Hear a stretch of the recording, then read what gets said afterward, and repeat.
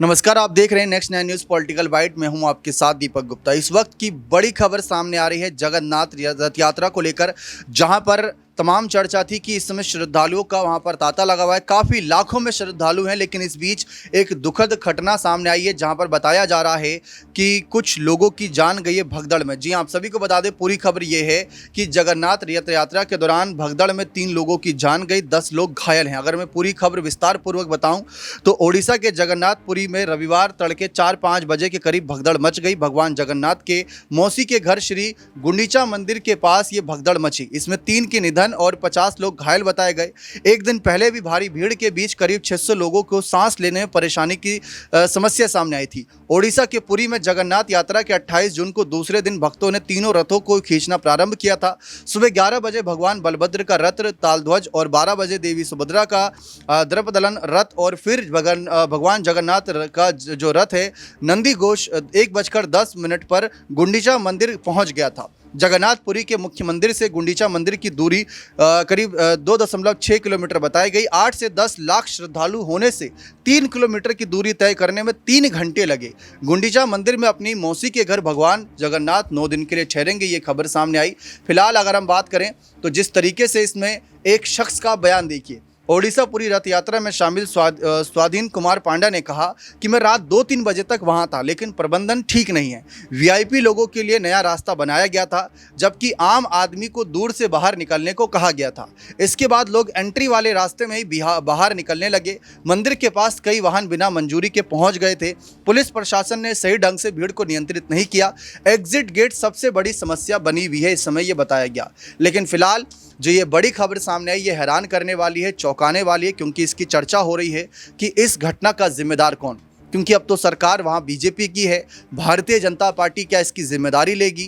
क्या वहाँ के मुख्यमंत्री इसकी जिम्मेदारी लेंगे? क्योंकि हमने महाकुंभ में देखा था, भगदड़ की खबरें सामने आई थी। अब जगन्नाथ जी की रथ यात्रा में जब पता है 8 से 10 लाख बल्कि इससे अधिक लोगों की संख्या मौजूद रहती है एक वक्त पर, एक ही जगह पर, तो उस अकॉर्डिंग प्रशासन क्यों नहीं तैनात रहा?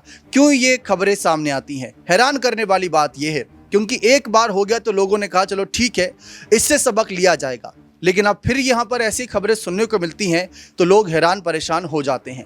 जिस तरीके से बताया गया कि लोगों की मतलब इतनी भीड़ है कि सांस लेने में भी समस्या आ रही है। अब बहुत से लोग ऐसे होंगे जो ये कहेंगे कि जो वहाँ पर मौजूद लोग होते हैं उन्हें भी समझना चाहिए कि अगर इतनी भीड़ है तो बचा जाए, दूर रहा जाए, दर्शन किए जाए, लेकिन वो भी नहीं समझते। तो किस पर यह आरोप लगाए? अब देखिए, प्रशासन को तो पता है कि किस तरीके से कंट्रोल करना है। महाकुंभ को, जब महाकुंभ में भगदड़ हुई थी, उसके बाद भी कई मामलों पर चुप्पी साध ली गई।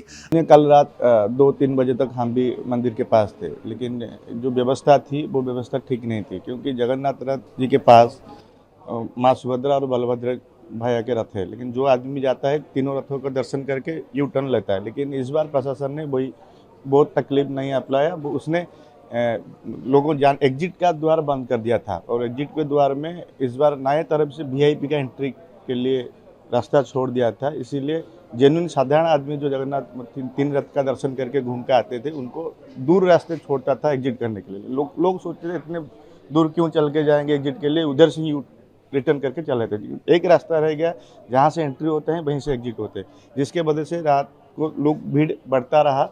एवं ट्रैफिक में व्यवस्था भी बहुत गलत था, क्योंकि अनऑथराइज्ड पास गाड़ी बहुत मात्रा से मंदिर के पास आता रहा रात भर।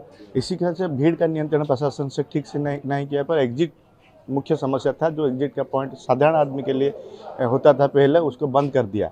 इसके वजह से देखिए, रथ यात्रा के दिन भी बहुत आदमी मरे, लेकिन जिला प्रशासन ने और राज्य सरकार ने उस मौत को बंद कर दिया। लोगों को दिखाया नहीं, प्रेस में दिखाया नहीं, इतने आदमी मरे। लेकिन उस दिन भी हमको पता है 7 आदमी रथ यात्रा में मरे थे। उसके बाद भी प्रशासन उसको घुमा के, लुचा के, छुपा के बोला कोई जीरो कैजुअलिटी है, कोई आहत नहीं है। उसके उनको ओवर कॉन्फिडेंस बढ़ गया। आज कितने लोगों का 3 आदमी, 2 महिला और 1 जेंट्स, 1 आदमी का मौत हो गया। बहुत दुखद है, लेकिन इसका जिम्मेदार पूरा ओडिशा का एडमिनिस्ट्रेशन है,